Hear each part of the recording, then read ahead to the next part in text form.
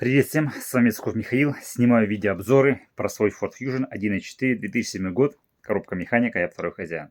Кому, если интересно, посмотрите плейлисты. Там очень много чего интересного. Сейчас я, товарищи, вам хочу рассказать про скрип. Про скрип, который находится у меня в машине, который у меня задолбал уже скрипеть. Люди спрашивают, многие в чатах, не в чатах, в общем, в контактах, в наших там форумах. Типа у людей все скрипит, типа передок, не могут типа понять, что скрипит.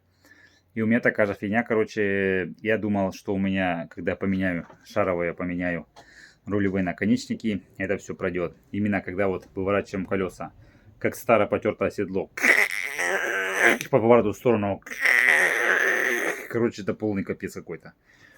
Но месяц назад, вы, если видосы мои смотрели, я, в общем, это все поменял, и мне сказал мой мастер-ломастер, короче, что у меня высохла, наконечник я поменял, а рулевая тяга, именно та, которая наконечник держит, она, короче, высохла. Он сказал, у тебя, наверное, скрипит. Я говорю, у меня скрипит вообще капец. Вот сейчас, сейчас он, короче, у меня заболел. У меня там что-то проблема со здоровьем, короче, конечно. Я хотел сейчас уже ехать менять, но, короче, буду ждать. И сейчас, в общем, я эти запчасти купил. Сейчас вам покажу, что я купил. Ценовая категория и все тому подобное. Купил сразу и левую, и правую. Лемфердер, короче. Лемфердер, 1800 рублей.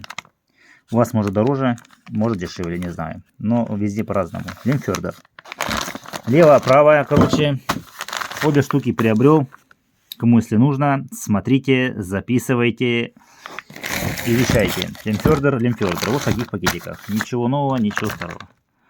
Потому что те запчасти, которые я ставил как наконечники там этой своей фирмы, короче, забыл как называется, но фишка в том, что это оказалось там на сколько-то дешевле. А той фирмы не было. Может, они даже не делают. Ну, короче, сейчас мы с вами эту штуку и разберем. Сейчас я на паузу поставлю. Вот, в общем, достал я из пакетика. Выглядит она вот так. Конфетка-шоколадка, как любите вы говорить. Короче, вот этот шар. Вот про этот шар был разговор. Типа, говорит, у тебя, говорит, скрипит, не скрипит. Я говорю, у меня скрипит очень сильно. Он говорит, вот этот шар, он высыхает и капитально, короче, начинает уже скрипеть. Типа, я сказал, давай нафиг меняем. Мне эта фигня задолбала. Вот это вот. Сколько нафиг можно. Вот она ходит, как конфетка-шоколадка. Ничего не брякает, ни тудым, ни сюдым. Короче, засажена здесь шар нормально. Никаких люфтов нету. Короче, нормально. Еще гаечка идет, контргаечка. Короче, это вышло 1800. 3600. Дальше я вам рассказывал, товарищи. Я вам рассказывал, что продолжаю докупать запчасти для замены. Вы еще так, помню, мне комментарий написали, что типа смеется, типа. Запчасти купил, типа смеется. Ну а что не смеяться-то? Что, плакать, что ли, елки-палки? Купил, короче, выжимной. Хотел люка купить выжимного. Он, короче, вышел 12 косорылых. А у меня, я не помню, какой стоит. В общем, у меня сцепление там, кстати, люк и сакс, кажется, стоит. Но фиг с ним. Короче, я называю, что сакс.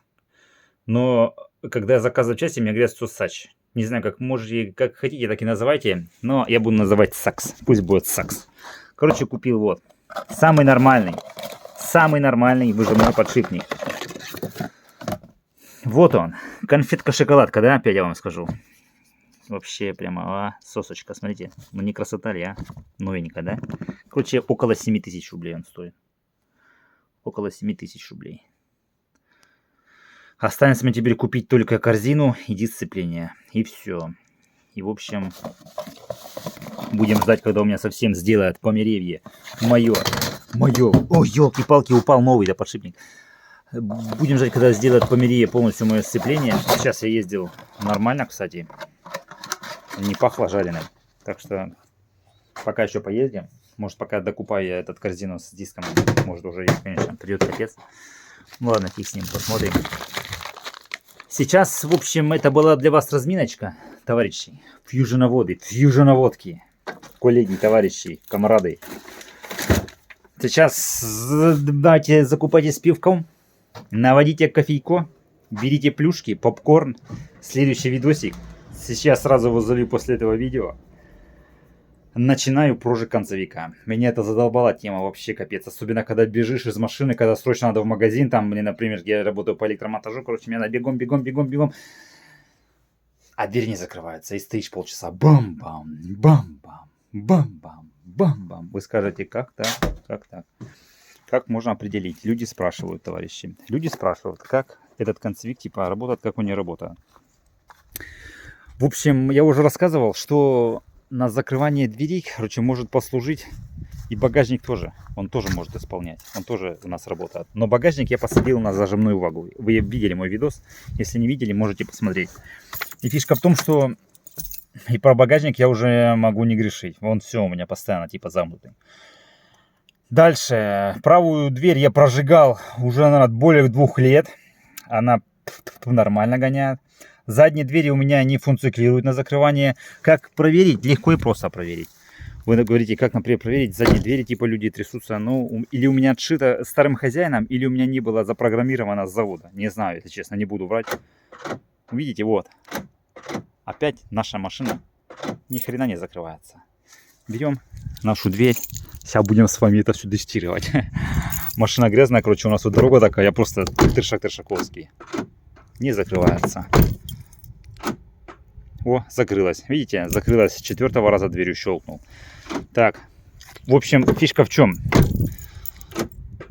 И сейчас закрылась нормально. Фишка в чем, что как дверь определить, типа, какая моросит. Да тут ничего сложного не надо. Например, вот если я знаю, что вот эта дверь меня заморосила, водительская. Например, я закрываю, видите, она не закрывается. Вот тут берете ключиком, своим замочком, так раз, до конца защелкиваете, раз она закрылась. Точно узнаете, потому что тут даже можно придержать еще маленько, придержать. И тогда вы точно узнаете, что эта дверь, короче, у вас не рабочая. Дальше. С этими дверями, как я определил, а вот так вот просто открывайте эту дверь и закрываете машину. Видите, она закрылась. Все, защелкиваю. И пофигу по барабану. И также эту дверь открываю. И все работает, нормально закрывается. Но сейчас у нас не в этом дело.